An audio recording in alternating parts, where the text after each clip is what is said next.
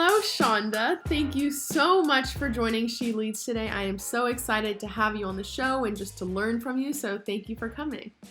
You're most welcome. Thank you for asking. Of course. So, Shonda, you are the founder and managing partner at Chess Ag Full Harvest Partners, an asset management company that specializes in investing in the agricultural industry.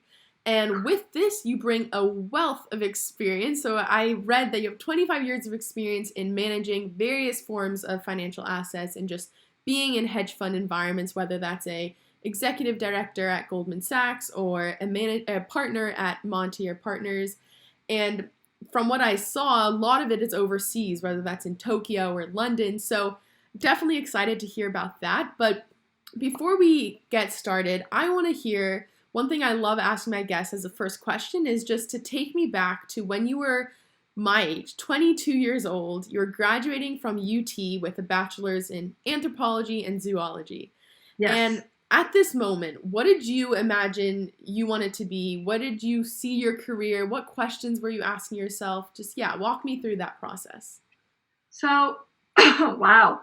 I am probably very different maybe than many of yourself or your compatriots. Yeah. I had no clue what I wanted to do. Then you're very similar. I probably, I came from a very rural, very, sort of middle class, average upbringing. And I loved anthropology. I loved animals. But I just didn't know. And I had two job offers, one doing bone identification for the Pentagon, oddly, at their forensics lab in Hawaii. Oh, wow. And the other one, I wasn't even cool enough for the counselors to want to talk to me. And so a friend of a friend said, you should interview at Cargill. And I knew Cargill because I had been a farmer's daughter and I literally farmed a lot of my high school and college summers.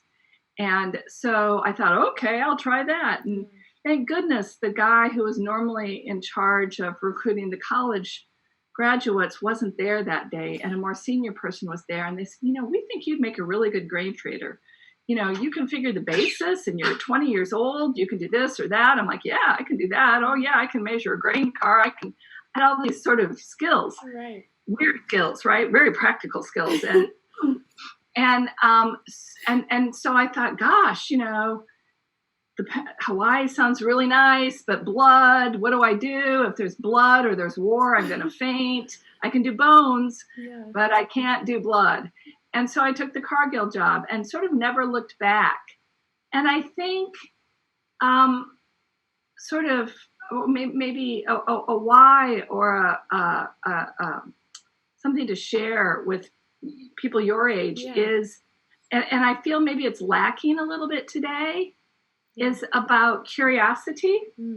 And I think that my curiosity and my interest in people and the world and life and how things work has really played a huge part into getting me where I am today. And I continue to be curious and fascinated and excited about new things, skeptical and sort of passionate and driven. And I attribute a lot of that to the luxury of growing up on a farm where I could get dirty. I could play in the mud. I could drive a car at 5. I could do all these nutty things. And maybe there weren't a lot of friends and maybe I'm not the best person at being social or doing lots of things that are really important today in today's world.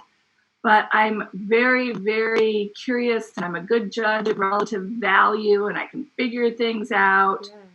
And I think that those are very important and intangible skills that maybe aren't taught at school so much anymore. Yeah, I love that. I think I've heard this from previous guests, but I think it's so important to be curious. And especially at this stage in my 20s, it's almost all about discovering what I'm drawn to. And I've heard it's okay to not know, which is which is good for me. So Good. yeah. I would think Stanford. Wow. Ooh. Oh, trust me, you definitely have that perception, but I think in reality, a lot of people are trying to figure out what they want to do. So it's Right. so okay. So you went to Cargill, and you were a Yes. trader. So at this point, so first of all, you said you were from a family, you grew up on a farm. Did you always have this passion for farming and for agriculture, or was this something that was forced upon you and then you later developed this passion again? Like, how was that relationship? Yeah, I did a classic rural farm kid move. Yeah. I don't have COVID. I have bad allergies. Okay, good. I did a classic rural farm kid move, and you hate it. You can't do sports. Yeah. You can't go out on Friday nights. You're at work at 7 a.m. on Saturday morning. I mean, it's a really different lifestyle for a young person, especially today's young person. Right. And there aren't any play groups or piano there's all sorts of things kind of not there. I guess I did have piano lessons for a little while once we moved to town, but so you hate it. Yeah. I could not wait to get off the farm. I read every historic novel, romance novels. I must have been 10 years old. I was reading Gone with the Wind. Oh, and just imagining life someplace else. And then, of course, you leave and you get out there and you see things, and then you think, well, golly, I'm unusual. I have this weird skill set. And I think I've been blessed and spoiled, horribly blessed and spoiled, or beautifully blessed and spoiled, that I sort of entered with ag. And then I just sort of, if somebody said, do you want to try this? I'd be like, yeah, sure, I'll try this. I'm gung-ho. And Cargill had a thing, I don't know if they do it anymore. People probably don't allow it, where it'd be Wednesday afternoon and you get called into your boss's office and they'd say, oh, you're in Kansas City, you want to move to Minneapolis? Oh, you got to go next week. They need you there next Thursday. And you just go. And if you said no, you were done. Yeah. And so I was just flexible and willing to try things. And I had such a wonderful journey so far. Yeah, and I feel like, so talk me through, after Cargill, going to Goldman Sachs and Montier, I feel like did you have this desire to not only be in finance and dive deeper into finance, but also traveling the world and not staying in America? Did you have that desire prior, or where did that desire come from? Yeah, I had that since I was a little kid. I would read. I read everything I could get my hands on, everything. And so when I was 17 years old, I saved all my money, and one summer I went to the Philippines. Wow. Yeah. To study fish farming. And so I always had, weirdly, for a kid, particularly weirdly now, because that's not what rural America is so much about, sadly.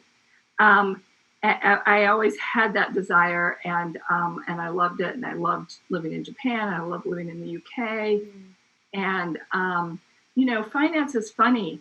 I like relative value. I was always a kid. If my neighbors were having a garage sale, I'd want to be there and sell things and take the money and count the money, and but I was never so drawn necessarily to financial engineering per se. I think what interests me, or has always interested me most, is, what's happening, what's human behavior doing, what will it cause? Yeah. How will the election in Germany move volatility? I was always much better at trading volatility, which is the relationship of two things, actually, than I was outright betting on things. Yeah. So, yeah, I don't know if that answers your question. Yeah, no, it definitely does. So tell me a little bit about your inspiration with founding Chess Ag Full Harvest Partners, and where you saw, at what stage did you see, okay, there's a loophole, or there needs to be more, there needs to be more devotion to the agricultural industry, and there's loopholes within farming that I could tap into? It's funny. I hadn't thought about him for a long time. I wonder where he is.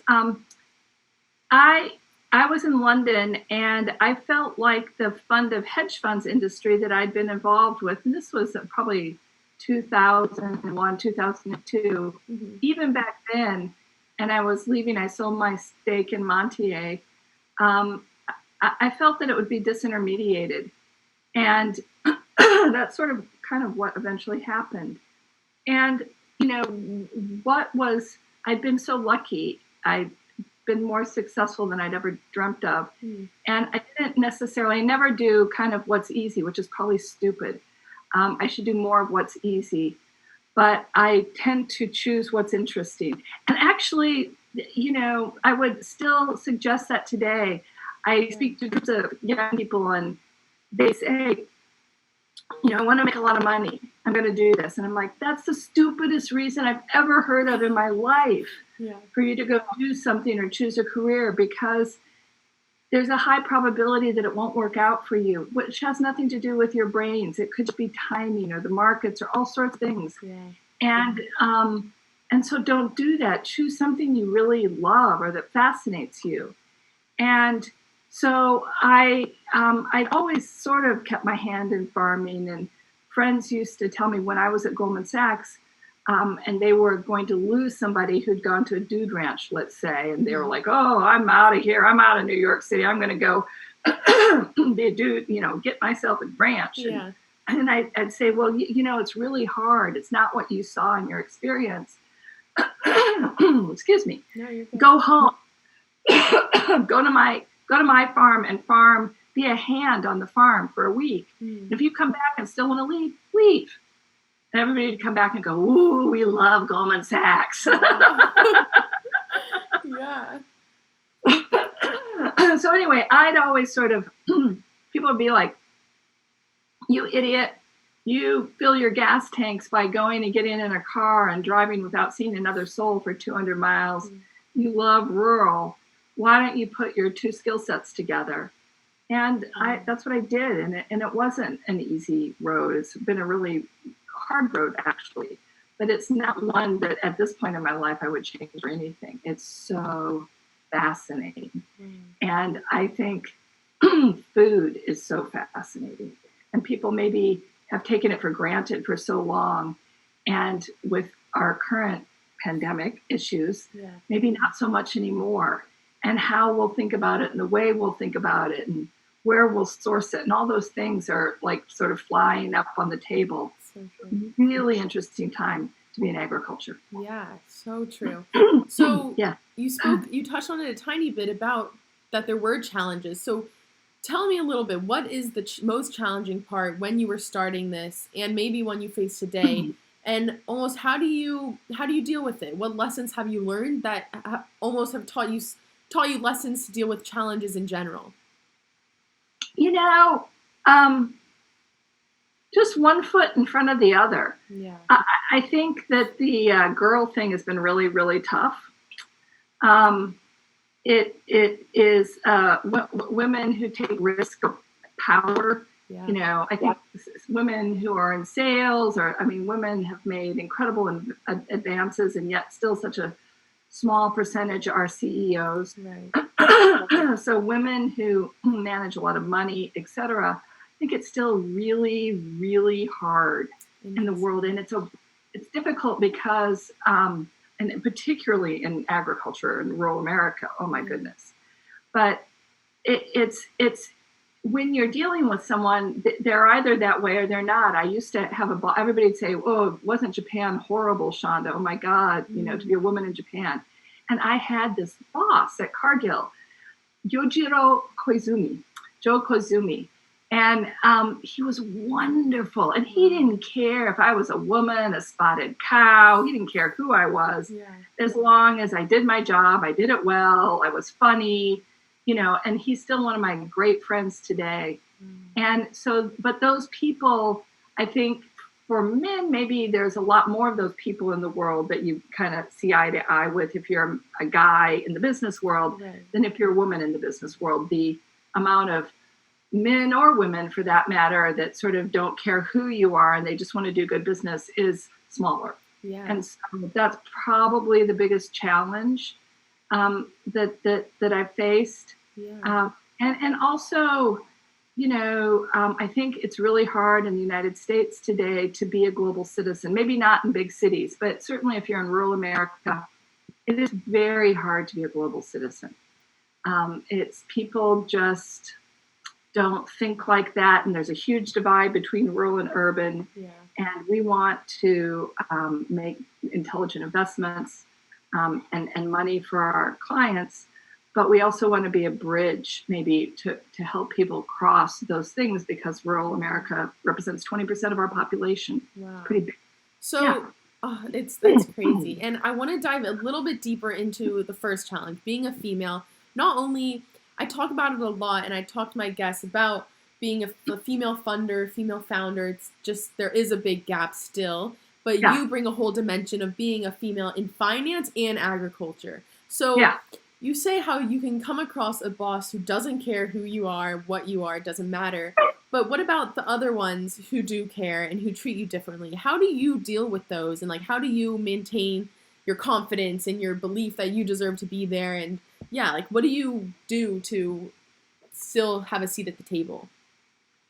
Well, it's sort of maybe why I founded my own firm, is that I found it perhaps too risky to have to answer to those people. And so, you do the best you can. And I rarely say things, or nor am I particularly confrontational. Everyone thinks I'm this strong, tough woman. I'm not necessarily a pushover. I'm kind of a pushover though in some ways, but don't tell anybody. But it's what to say about that. I'm lucky that as a founder, a person running my own business, I can avoid those people. Okay, yeah.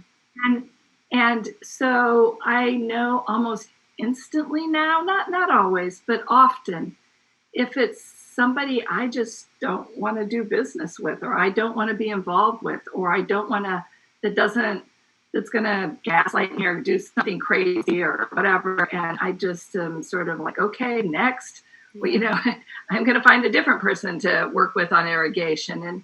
And so luckily we can still vote with our wallets and our pocketbooks and move on down the road. Yeah. And there's a lot of really cool people out there as well, and wonderful men I love working with that are great friends. And so and we do good mutual business. Yes. So you just sort of figure out, you take so much, and then you figure out ways to move on if it feels like it's a mountain you can't get over. Yeah, definitely. And I think it all goes towards also just like finding your right team and finding the right people who will lift you up and everything. So absolutely, really important for us. Yeah. So another challenge that I want to, so for instance, people my age, especially if I haven't grown up on a farm and I really don't know agriculture, do you find it a challenge to get these young people, new people into agriculture and really experience it? Or is that something that doesn't really come up? Because I don't know, I feel like a lot of people, they don't even consider to go into that industry when they haven't been exposed to it. I think that's probably true. It takes less and less people, for the most part, to run a farm, and because of mechanization and economies of scale. And so, but there's so many different layers and levels that you can get involved in ag. Right. And I think that lots of people don't understand it. A lot of people think that they understand it because they woofed, or they they worked on their urban farm. And so, I guess maybe I'm a grouch or an old cynic. And I'm like, okay, come out and work for a season. And if you still like it, then we're going to have, a really serious talk and pull you in. Right. But most people don't. It's hard work. Yeah. I'm lamenting, although COVID has me sort of stranded, my wings are clipped. But I can't go anywhere in July and August because one of our biggest crops is blueberries, and it's blueberry picking season. And it's so busy that even with fantastic team and help, I need to be on the ground sort of overseeing things. And so, it's kind of a hard life. And yet I'm so happy to be where I'm at. I can the beauty, that Willamette Valley nature, if I'm in Kansas, if I'm in Mississippi. I love geographies, and I love being outdoors, and I love being in rural settings. And so, it's all about trade-offs in this world. So it might fit somebody who's a bit more that way inclined. Yeah, definitely. And so tell me a little bit about the impact that COVID has had on your work, specifically, like you mentioned the blueberries, and just working with your clients, and also just because agriculture is very weather dependent. So sometimes I feel like things can often go far from what you expected, but you can't really control it. And it's almost like, I can almost say it's a good life lesson with coronavirus. Like you can control what you can control, but oftentimes you have to leave it up to nature. So tell me a little bit about that and how it's been impacted. So imagine what the lesson that coronavirus has taught you, right? Yeah. Think about that. And then just like Mach 10 or double that. Yeah. And so we're used to the shit hitting the fan or things not doing right, etc. Yeah. And there's ways to mitigate risk in agriculture, and you diversify, sort of what you plant and where you do it at and things. But, Corona makes it worse. I think that what's really happened in the United States, and I don't know whether anyone really wants to have the conversation. Actually, strangely, I have a foundation. It's called the Porch Society. Right. It stands for Preservation of Rural Cultural Heritage. If you look on the Porch website, 2 years ago, some colleagues and I and a friend convened a workshop, and we're usually doers. We're not so much conveners. Mm-hmm. But this time we convened to talk about the nexus of food and public-private partnerships. And I really think that it's fascinating right now. I'm terrified. The USDA just did a farmer to families food box program, and I don't think very few farmers were actually awarded contracts. Yeah. and the meat industry is where it's most prolific, but it's certainly there in other industries where consolidation has happened, and now there's 4 manufacturers in the United States that may account for, upwards of 80% of all the meat in the country, and that's not okay. It's gotten a bit crazy. And so I think that having tandem systems, everybody expects inexpensive food. Yeah, I get that. And but also for national security, we need to have good strong localized systems, regional systems. I wish that Stanford, maybe you could encourage them to teach some classes with practical applications like butchery, right? Somebody was doing some arts workshop, and I said, you should have butchery as an art, culinary skills, knife skills, butchering, and really encourage people to be founders, right? To start businesses that might be perhaps considered slightly old-fashioned, right? But they're not old-fashioned because we need to eat every day. And I personally don't think that the future is going to be meatless meat. It's just, I can taste the difference. Yeah. And that's no offense to vegetarians, but even with vegetables, I was just with a colleague a few minutes ago, and we're coming up to this big blueberry harvest. Basically starts at the end of June, and we're terrified. Prices rallied like crazy when the COVID first happened, and then they fell off a cliff because all of food service and the restaurant business and all the schools and everything shut. And now maybe it's come back a little bit, but we're terrified. And they're really, for specialty crop producers, there's very little safety net in the United States. And so it's scary times. And yet then we think about innovating. Right. So a couple of friends and I went out and we bought a processing line, and we're going to process our own berries. And sell them straight into grocery stores, and we have a label and we have a brand, Pharmacopoeia Farms, or we might use another friend's brand, and think outside of the box. Mm-hmm. And so I think it's a really interesting time. I'd love to encourage very bright, very go-go young people to maybe think about ag, because and right now there's this whole ag tech industry, and I think I talk on it at Stanford maybe 4 or 5 years ago, maybe even more than that now. But it's great, and innovation's important, but so is hard work. Yeah. And you shouldn't look at one without the other. And I think somehow we've eschewed the notion of all the hard work that goes into something like cutting a steak or, working in a factory or whatever. And those folks have been a little bit left behind. And somehow, we need to elevate them and mix them in with the innovation and bring them along with the innovation. And that's super, super exciting. Yeah. And I think might equalize some situations that need to be equalized. Yeah.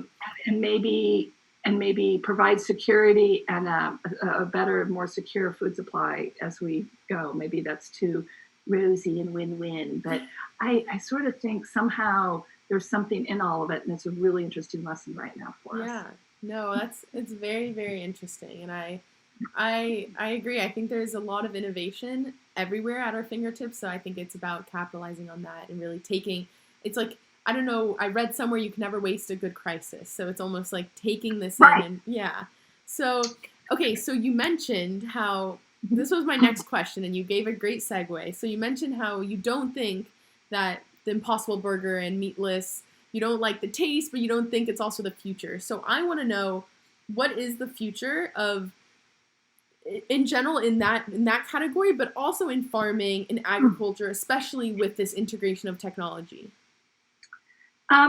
So I think that's a really interesting and complicated question. Yeah. I think that here's my challenge for all this brilliant Stanford grads. You can't. I feel I've been called, actually, because I spoke at Stanford a few years ago, and I guess it was more than 3 or 4 years ago, because like a couple of the guys at this talk even ended up working for me for a while. Yeah. And you can't prescriptively with your technological brain come in and predetermine a problem and think you've solved it. It's just bullshit. Yeah. And so I see these two lanes going along, and they're not talking to each other. They're really like, there's no communication. Nothing's going to happen. It's not going to work. It's just horrible. Wow. And I think, a few of the young firms will be okay or get bought or something if that's the game that someone's playing. But to truly provide solutions, it ain't happening. And I don't think it's going to happen until, it's not going to happen overnight. It's such a base thing. It's been going on for hundreds of years, farming, right? Thousands of years, actually. Yeah.